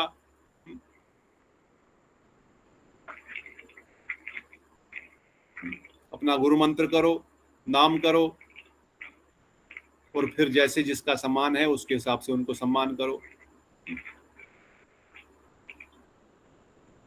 पर शरणागति रहते हुए, यही शिक्षा दे रहे हैं कि शरणागति रहते हुए हमको कैसे अपना अभिमान छोड़ते हुए, आप एग्जाम्पल भी दे रहे हैं, जिसको वो हारमोनियम वाले का, जिसको बताया, जिसको कुछ नहीं आता था उसको 200 रुपये बताया, जिसको आता था उसको बोला तुमको 2000 लगेगा। अरे मुझे ज़्यादा क्यों, मुझे तुझे ज़्यादा इसलिए क्योंकि पहले जो तूने सीखा उसको मुझे बुलाना पड़ेगा, तुम्हारे से डबल मेहनत करनी पड़ेगी। इसलिए अपनी बुद्धि को साइड में रखते हुए वैष्णवों की अनुगति में रह करके भजन करो। इस प्रकार से श्री रूप सनातन गोस्वामी आगे आगे शिक्षा देंगे कि किस प्रकार से प्रेमा भक्ति हृदय में जागृत होगी, इस प्रकार से वो शिक्षा देंगे। दीक्षा हुआ, शिक्षा हुआ, अब किस प्रकार से आप चिंतन करोगे, परंतु उससे पहले इन विचारों को हमको समझना है। यही प्रार्थना के माध्यम से हम इस श्लोक के सेकंड पार्ट को इन कथाओं के माध्यम से किस प्रकार से श्याम सुंदर अपने भक्तों को अनुभव प्रदान करते हैं सुनते हुए कल फिर शुद्ध भक्ति तत्व में प्रवेश करेंगे। शुद्ध भक्ति क्या है, और फिर यह अध्याय पूर्ण होते द्वितीय अध्याय में प्रारंभ करेंगे एकांतिक निष्ठिका भक्ति। कोई प्रश्न किसी का, कोई कमेंट बिफोर वी कंक्लूड? थोड़ा इसमें इतना रस वाला स्टोरीज नहीं है, परंतु ये बहुत ज़रूरी है कि रस के साथ साथ हम अपने आप को प्रोटेक्ट रखें कि हम माया के जंगल में न फंसे, और जो रस कथा हम सुन रहे हैं उससे हम प्रोटेक्ट करके बचा करके रख सकें। क्योंकि आगे आगे जो नरोत्तम दास ठाकुर शिक्षाएं देंगे रस की, उसके लिए ये बेसिक फाउंडेशन बहुत इम्पोर्टेंट है। इसलिए यहाँ पर ये शिक्षा इस प्रकार से बता रहे हैं। तो कोई प्रश्न है किसी का, कोई कमेंट है before we conclude? Yes Prabhu ji, your sound is very low today, I don't know why. अभी सुनाई दे रहा पर थोड़ा सा शोर भी आ रहा है। अगर कोई प्रश्न नहीं है तो जो भक्त अपनी दूसरी सेवा में जाना चाहते हैं वो जा सकते हैं। प्रेमपति प्रभु का प्रश्न क्या है वो हम सुन करके एक प्रश्न लेकर के हम भी विराम देंगे। उनको इंतजार करवाने के बदले में I told them if they want to drop they can drop. Yes. ये जो वैष्णव तत्व के बारे में जो प्रश्न था तो वो एक जो पहले ये पूछता हूँ आज का मेरे ख्याल आपने जो बोला कि अमानीय माना, ये तो मैं इसके बारे में थोड़ा स्पष्टीकरण यदि देनी है तो अमानी ना मान देन ये तो मैं सोचा ऐसे मुझे नहीं समझा था कि अमानीय मान देना का मतलब वो जो हमको अवमान करते हैं उसको हम सम्मान करना है। आपने जो बोला जो अमानीय है, जो दैन्य है, उसको सम्मान, ये थोड़ा स्पष्ट हो जाए। और दूसरा जो है गुरु, इसके बारे में मैंने गुरुदेव एक कथा में मैं सुना था, गुरुदेव बोल रहे थे कि मैंने हमारे समय में हमारे उनके गुरुदेव के समय में मैंने गुरुदेव बोल रहे, मैंने देखा गुरुदेव बोल रहे कि गुरुदेव उनके गुरु भाइयों को कितना प्रेम करते थे। मैंने भक्ति रक्षक श्रीधर महाराज, परम गुरुदेव श्री भक्ति प्रज्ञा महाराज, उनके गुरु भाइयों को भक्ति रक्षक श्रीधर महाराज और भक्ति प्रेम माधव महाराज और दूसरे गुरु भाइयों को। लेकिन आज मैं देख रहा हूँ कि ब्रह्मचारी का एक पालन नहीं करते, अपने गुरु भाइयों के बारे में ज्यादा ये नहीं है। तो कैसे है मैंने अधिकार के हिसाब से कैसे संबंध बनाना है, मैंने वो थोड़ा आप बोल देंगे। दूसरा प्रश्न समझ में नहीं आया। मैंने ये जो सीनियर और जूनियर जैसे तारतम्य होता है वैष्णव के बीच में, तो ये किस तरह का संबंध अपने गुरु भाइयों से हमको बनाने का कोई मार्गदर्शन या कुछ गुरुदेव का कथा में कहीं उन्होंने बोला, आपने बोला बांधव्य बनाना चाहिए गुरु भाइयों से, ये सब थोड़ा इसके बारे में थोड़ा और विचार बोलिए। ये दोनों चीजें सही है। पहला पॉइंट, मानना मान देना कीर्तनीय सदा हरि, अपने मान की चिंता मत करो और दूसरों को सम्मान करो। अमाननीय मान देना कीर्तन, अपने मान की चिंता नहीं करनी चाहिए। और जो व्यक्ति, जब हम उस व्यक्ति को सम्मान देंगे जो हमको कष्ट दे रहा है या जिसके कारण से हमको अच्छा नहीं लग रहा है, तभी तो सही में सहनशीलता की और विनम्रता की हमारी पराकाष्ठा टेस्ट होगी। जो ऑलरेडी बहुत अच्छा है, सम्माननीय है, उसको हम सम्मान देने में कौन सा बड़ा काम है, कौन सा बड़ा उसमें अचीवमेंट है। अगर व्यक्ति सम्माननीय है, प्रभु जी है, वैष्णव है, सीनियर है, सन्यासी है, प्रणाम कर रहे हैं, तो ये तो नेचुरल है, कोई भी कर लेगा। परंतु जो व्यक्ति से हमको कष्ट मिल रहा है जीवन में, जिस व्यक्ति के कारण जो हमको उल्टा गाली दे रहा है, पर हम फिर भी हम उसको सम्मान कर रहे हैं, तभी तो तृणादपि सुनिश्चित तरोपि सहिष्णुता का टेस्ट होगा। इसलिए अपने मान की चिंता नहीं करनी है, दूसरे को सम्मान देना है। ये वैष्णवगण वर्णन करते हैं कि अपने मान की चिंता नहीं करना अर्थात दूसरे को सम्मान देना। दूसरे को सम्मान देंगे तभी जाकर के नाम कीर्तन ठीक से होगा। और गुरु वैष्णव, गुरु भाइयों के साथ, जूनियर्स के साथ कैसे व्यवहार करेंगे? जैसे जैसे हमारे हृदय में भक्ति आएगी, गुरु भाई तो दूर की बात है, जब एक पशु, एक चीड़ा, एक चींटी, एक कीड़े के प्रति भी हमारे हृदय में दया उत्पन्न होगी, तो गुरु भाई, गुरु बहन, दूसरे जीव के प्रति तो नेचुरली सेवा प्रवृत्ति आएगी ना। तो प्रश्न करने का उसमें तो कोई डाउट है ही नहीं कि उनकी सेवा या उनका सम्मान या उनको सहायता करनी चाहिए कि नहीं करनी चाहिए। मैंने वो इसको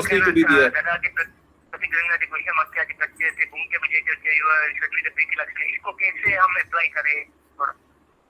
ददाति प्रतिगृह्णाति गुह्यम खाति प्रयच्छति भुंक्ते बोइते च षड्विधि प्रीति लक्षणम। ये तो श्रील रूप गोस्वामी पाद स्पष्ट वर्णन कर रहे हैं। प्रीति के लक्षण क्या है, साधु संग किसको कहते हैं। साधु संग अगर कोई करना चाहता है तो क्या करेगा? साधु संग करेगा क्या? उसके सर पे बैठ करके एक जू की तरह उसका खून पिएगा, उसको साधु संग बोलेंगे क्या? या उसके पास बैठ के चिपक के बैठ गया तो वो साधु संग होता है क्या? नहीं। साधु संग के लक्षण है, प्रीति के लक्षण है। साधारण संसार में भी प्रीति के लक्षण होते हैं। आप किसी के घर जाओगे तो कुछ लेके जाओगे अपने हाथ में, कुछ फल, कोई फूल, कोई बर्थडे है तो कोई गिफ्ट। कोई आपके घर में आएगा तो वो भी ऐसा ही करेगा। इसलिए जब साधारण संसार में भी प्रीति का लक्षण है, कुछ दो, कुछ गिफ्ट दो, कुछ गिफ्ट लो, ददाति प्रतिगृह्णाति। किसी के पास जाओ तो कुछ उनके लिए लेके जाओ, वो आपके लिए कुछ लेके आए, साधारण संसार में भी। और यही चीज अगर भक्तों के साथ हम करेंगे तो भक्ति कहलाएगी। क्यों? क्योंकि वैष्णव को आप क्या दोगे? भगवत संबंधी कोई वस्तु दोगे, ये तो प्रसाद दोगे।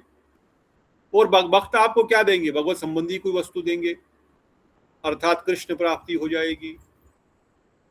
फिर क्या होगा? भुंगते भोजते चेव, उनको भोजन कराओ अपने घर में बुला करके, और वो अब आपको बुलाते हैं तो आप उनके घर जाइए।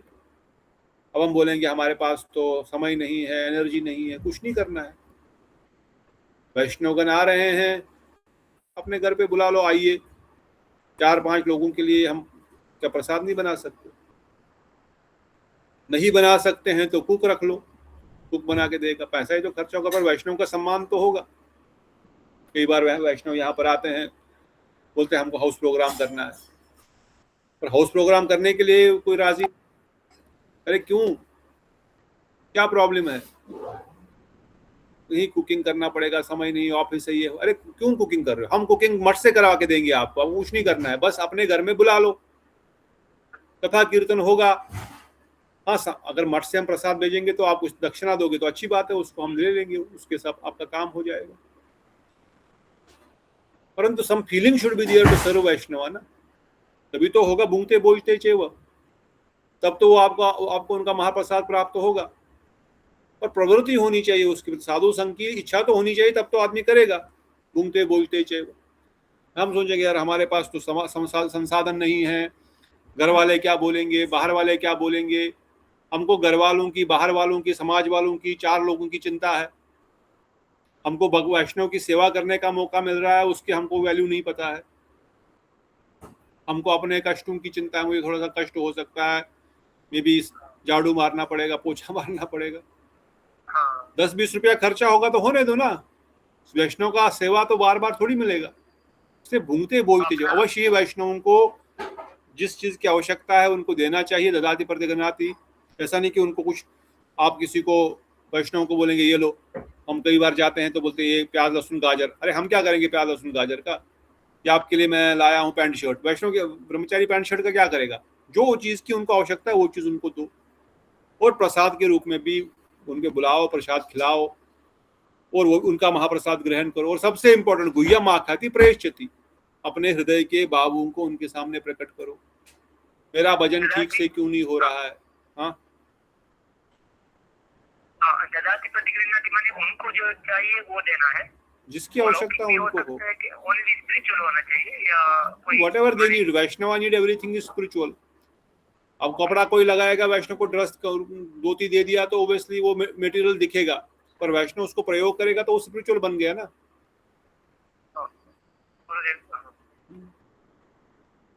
और गुह्या मांगते उनको अपना हृदय के भावों को, उनको मोस्ट इंपॉर्टेंट इज गुह्यम में आख्याति। Don't hide anything in front of Vaishnava, tell the problem that you are facing inside your heart, जिस कारण से भजन में बाधा आ रही है वो बताओगे तो बीमारी का इलाज कैसे करेंगे वो? ऐसा नहीं कि वो नहीं जानते हैं, परंतु वो चाहते हैं कि आप उनके सामने बोलो, उनको उनकी शरणागत हो जाओ, तब तो वो बताएंगे इलाज के डॉक्टर के। They know everything, they are inside your heart also, चेतगुरु के रूप में वो जानते हैं क्या चल रहा है तुम्हारे दिमाग में, नाम क्यों नहीं हो रहा है, सेवा क्यों नहीं हो रही, everything they know. But they want you to surrender to them and tell them this is my problem, then they will tell you the solution of this problem, इस बीमारी का इलाज क्या है। हम छुपा के रखेंगे, अपने हृदय में सील करके रखेंगे, फिर बोलेंगे ठीक है, you don't have faith in me, keep it secret। रोग को छुपा के रखो, नासुर बन जाएगा, फिर जब मृत्यु आएगी फिर पता लगेगा क्या हो, क्यों रोग को छुपा के रखा था।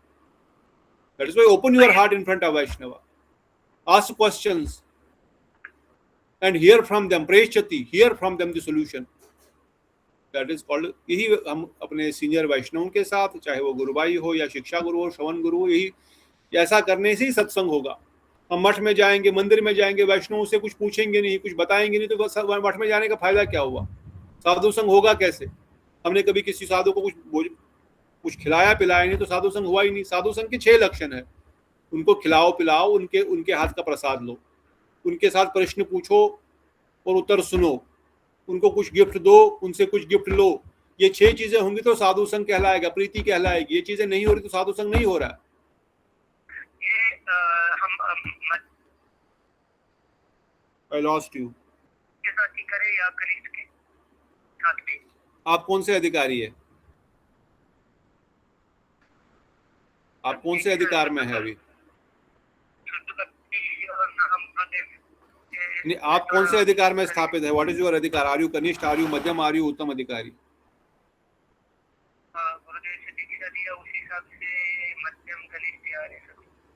मध्यम कनिष्ठ आप हो तो मध्यम कनिष्ठ के जैसा व्यवहार करो। नहीं, वो देना जो ददाती जो है ना, वो इसको नहीं, मध्यम अधिकारी का जो लक्षण है, मध्यम अधिकारी का जो सेवा है, आप वो सेवा करो ना। मध्यम अधिकारी कैसा व्यवहार करेगा कनिष्ठ के साथ, उत्तम के साथ, दैट यू एक्ट अपॉन। मैं कनिष्ठ हूं तो मैं कनिष्ठ अधिकारी के लक्षणों के अनुसार कनिष्ठ के साथ व्यवहार करूंगा, मध्यम के साथ व्यवहार करूंगा, उत्तम के साथ व्यवहार करूंगा। कोई उत्तम अधिकारी है, वो उत्तम अधिकार के अनुसार कनिष्ठ, मध्यम और उत्तम के साथ व्यवहार करेगा। अब अपना अधिकार कहाँ पर है हम जानते हैं, उसके अनुसार हम मध्यम के साथ, कनिष्ठ के साथ और उत्तम के साथ व्यवहार करेंगे। That is it, simple process है। जो अधिकार में मैं हूं, उस अधिकार का जो लक्षण है वो ऑटोमेटिक, वो सिम्टम तो ऑटोमेटिक दिखेगा ना, उसमें बोलने की जरूरत ही नहीं ना। इफ आई नो कि मैं इस प्रकार से इस स्टेज पर एस्टैब्लिश हूं, तो उस स्टेज के लक्षण मेरे अंदर ऑटोमेटिक दिखेंगे, और उन लक्षणों के इट इज नॉट मध्यम अधिकारी बन करके उसको पोजीशन देनी पड़ेगी, उसके अंदर ताज लगाना पड़ेगा मध्यम अधिकारी का या उत्तम अधिकारी का, तब वो उत्तम अधिकारी जैसे लक्षण प्रस्तुत करेगा। पहले वो लक्षण प्रस्तुत करेगा, तब वो मध्यम अधिकारी या उत्तम अधिकारी या कनिष्ठ अधिकारी कहलाएगा। First symptoms will come inside, then the tag of madhyam or ganishta or uttam will come. It is not first tag will come, then you will do that actions. So मध्यम अधिकारी के लक्षण या उत्तम अधिकारी के लक्षण या कनिष्ठ अधिकारी के लक्षण ऑटोमेटिक दिखना शुरू हो जाएंगे। उसको फिर शास्त्र से पढ़ने की जरूरत ही नहीं, होता ऑटोमेटिकली शास्त्र के अनुसार वही लक्षणों को प्रस्तुत करेगा। ठीक है, तो आपने मैंने इसे बताया कि मध्यम अधिकारी ही जो है का योग्य है और कनिष्ठ अधिकारी is not fit for friendship, ऐसा उधर एडवाइस दिया ना, वो मध्यम अधिकारी को शायद बोले हैं। और कनिष्ठ अधिकारी को स्नेह नहीं करना है, रिवीलिंग द हार्ट के लिए कोई स्टैंडर्ड सेट किया जाए कि वो मध्यम होना चाहिए या उत्तम होना चाहिए। किसी के पास तो किसी मिनिस्टर के पास तो हम अपना हार्ट रिवील करेंगे तो वो भी गलत होगा ना। आपके अधिकार के अनुसार करोगे ना आप। कनिष्ठ अधिकारी के पास भी करेगा तो उसका कल्याण होगा, क्योंकि वो कनिष्ठ अधिकारी उसके लेवल का है, तो उसकी बीमारी को समझ सकता है, उसके प्रॉब्लम को समझ करके हेल्प कर सकता है। मध्यम अधिकारी के पास करेगा तो और भी उसको लाभ होगा, क्योंकि मध्यम अधिकारी भी उस स्टेज से आया हुआ है, वो भी समझा सकता है। अब मध्यम अधिकारी कनिष्ठ अधिकारी अपने हृदय की भावनाओं को बताएगा तो फिर उसको कुछ लाभ नहीं होने वाला, क्योंकि वो नीचे वाले से क्या सीखेगा। एक 10th क्लास का स्टूडेंट एक नर्सरी क्लास के बच्चे के पास पढ़ने से क्या लाभ होगा उसका। That person knows I already am in 10th standard, why should I go to 10th first class student? I should take help from 12th class student और ग्रेजुएट और इंजीनियर जो मेरे को आगे की हेल्प कर सके। तो अपने अधिकार को हम जानते हैं, मैं कहाँ पर खड़ा हूँ, मुझे कितना गुरुजी जानते हैं, rather than I know myself. Guru Vaishnavas know better than I know. तो उनके अनुगत्य में रहते जैसे वो बताएंगे वैसे करना है, बस सिंपल प्रोसेस है। आश्रय लैया बजे कृष्ण का ही नाही तजे, सिंपल, अगेन अगेन सेम।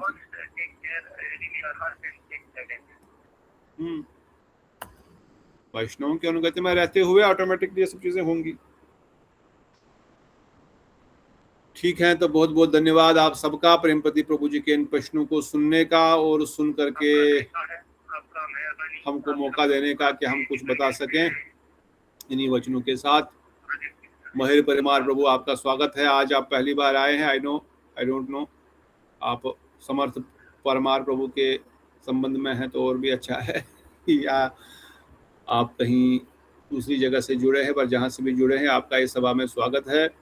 धीरे धीरे हम लोग भक्ति के रागानुगा विचारधारा के पॉइंट्स में अब नरोत्तम दास ठाकुर प्रवेश कराएंगे, परंतु इससे पहले हम वहाँ प्रवेश करें ये ज़रूरी है कि हम अपने बेसिक सिद्धांतों को ठीक से समझें और उसके अनुसार चलें, ताकि उस रसकूप में उस रस को हम धारण कर सके। पात्रता इसी से बनेगी, पात्रता है तो रस टिकेगा, फ्लैट सरफेस पे कुछ नहीं टिकेगा। इसलिए पात्रता बनाने के लिए नरोत्तम दास ठाकुर पहले हमको ये सब शिक्षाएं दे रहे हैं कि इस प्रकार से साधु संग करो, इस प्रकार से वैराग्य उत्पन्न करो, इस प्रकार से गुरुपदाश्रय ग्रहण करो, इस प्रकार से कथा सुनो, इस प्रकार से सेवा करो, ताकि वो पात्रता बने। पात्रता मतलब बर्तन, बर्तन है तो कुछ टिकेगा, हाथ ऐसा रखेंगे तो नहीं टिकेगा कुछ, जो भी डालेंगे सब गिर जाएगा।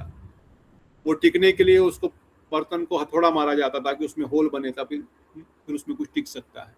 होल मतलब उसका खोल बने। इसलिए इन सब चीज़ों को वैराग्य को, सेवा को, साधु संघ को, वैष्णव कृपा, वैष्णव सेवा को नरोत्तम